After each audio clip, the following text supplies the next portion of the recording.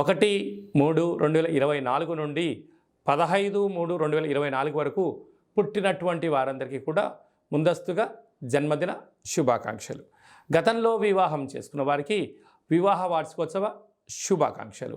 ద్వాదశ రాశుల్లో గ్రహ గమనాల్ని ఒకసారి వీక్షింపచేద్దాం. ధనుసు రాశి వారు మహాశివరాత్రి సందర్భంగా ఆదివారం అమావాస్య శుభముహూర్త సందర్భంగా ఎలాంటి విధి విధానాలు పాటించాలో ఈ వీడియోలో సవివరంగా సంపూర్ణంగా తెలుసుకుందాం.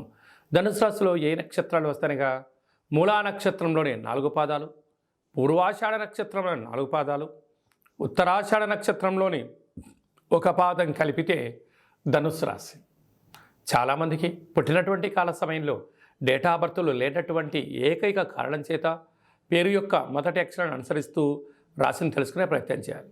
ఏ అక్షరం అనగా ఏ, యో, బా, బి, బు, ధ, బా, డా, బే అక్షరాల వారందరూ కూడా ధనుస్సు రాశి జాతకులే.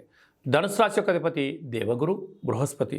వీరికి మకర రాశిలో ధనవాకు కుటుంబ స్థానంలో బుధుడు మరియు శుక్ర సంచార స్థితి, ఒకవైపు కుజదోషము, తృతీయంలో రవి బుధ శని సంచార స్థితి, 18 సంవత్సరాల తర్వాత కళయిక, అలాగనే అర్ధాష్టమ రాహు, పంచమ స్థానంలో గురువు, రాజ్యస్థానంలో కేతు సంచారం చేయనప్పుడు మానసికమైన వేదన, ఆందోళన, ఆరోగ్య పరిస్థితి, నరాల బలహీనత, ఎముకలు, మోకాళ్ళు, మోచేతుల్లో నరాల బలహీనత, తిండిపైన శ్రద్ధ లేకపోవడం, ఆరోగ్యాన్ని ఎక్కువగా కేర్గా తీసుకోవాలని ఎంత ఉండినను వాతావరణం అనుకూలించకపోవడం, సమయానికి ఆఫీస్ వర్క్ అనే ఒత్తిడి కారణం వలన మానసికమైన వ్యధకు గురి అవ్వడం వలన దీర్ఘకాలికమైన వ్యాధులైనటువంటి పెరాలసిస్ కానీ, షుగర్ కానీ, థైరాయిడ్ కానీ, అంతర్గతమైన రక్తహీనతతో కూడుకున్నటువంటి అంటే కాల్షియం డెఫిషియన్సీ వచ్చేటువంటి వ్యాధులు వచ్చేటువంటి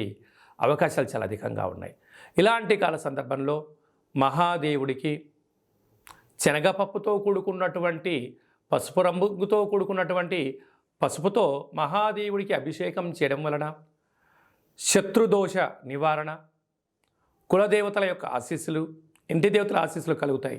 అలాగనే ఆదివారం అమావాస్య సందర్భంగా గృహంలో కానీ, అలాగనే తెల్లజిల్లడి వృక్షం దగ్గర కానీ, కాలభైరవుడు దగ్గర కూష్మాండ దీపాన్ని వెలిగింపచేయడం, మీ జన్మ నక్షత్రం రోజున పూర్ణిమ, అష్టమి, అమావాస్య సందర్భంగా దూరవాయు జల ప్రయాణాలు పెట్టుకోకపోవడం ఉత్తమోత్తంగా భావించగలగాలి. స్వయం వృత్తులు, సేవారంగాలు, సాఫ్ట్వేర్, హార్డ్వేర్ ఉద్యోగస్తులకు చాలా మంచి కాలము అని చెప్పి గమనించాలి.